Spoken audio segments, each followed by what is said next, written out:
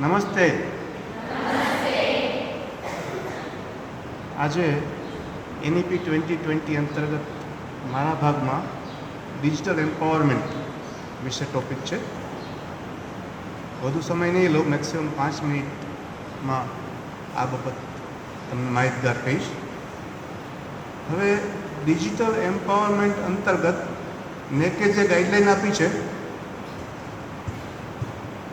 NEPમાં જે ગાઈડલાઈન છે એ એવી છે કે સંસ્થાએ એટલે વિદ્યાર્થીઓએ અને ટીચર્સે તમે અને બધાએ ડિજિટલી સક્ષમ થવાનું છે. ડિજિટલી સક્ષમ થવાનું છે એટલે શું કે સંસ્થાની અંદર એક એવું ઇન્ફ્રાસ્ટ્રક્ચર હોવું જોઈએ કે જે વિદ્યાર્થીઓને અને શિક્ષકોને ડિજિટલી એમ્પાવરમેન્ટ માટે થઈને સપોર્ટ કરે. એટલે એની અંદર ઇન્ટરનેટ આવી જાય, એની અંદર કમ્પ્યુટર ટેકનોલોજી આવી જાય અને એ બધું માળખાગત સુવિધાઓ આવી જાય.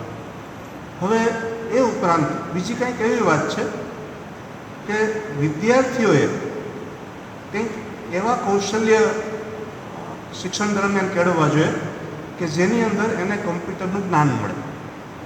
માત્ર કમ્પ્યુટરનું જ્ઞાન એટલે ખાલી ટાઈપ કરતા આવડે એટલું નહીં, પણ કોડિંગને એવું બધું પણ ફાવે એના માટે થઈને પણ NEP ભાર મૂકે છે.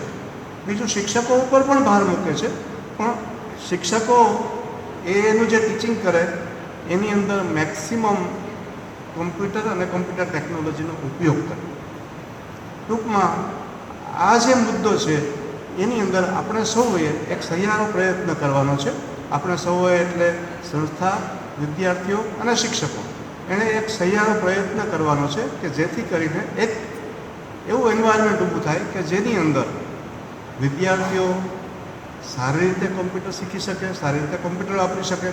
શિક્ષકો પણ આ નહીં આવડે કે આ નહીં થાય કે આ શક્ય નથી એવું કાંઈ પણ વિચાર્યા વગર એનો પ્રેમથી સારી રીતે એવો ઉપયોગ કરે કે જેથી કરીને વિદ્યાર્થીઓ સુધી વધુમાં વધુ સારામાં સારી રીતે પહોંચી શકાય. Thank you.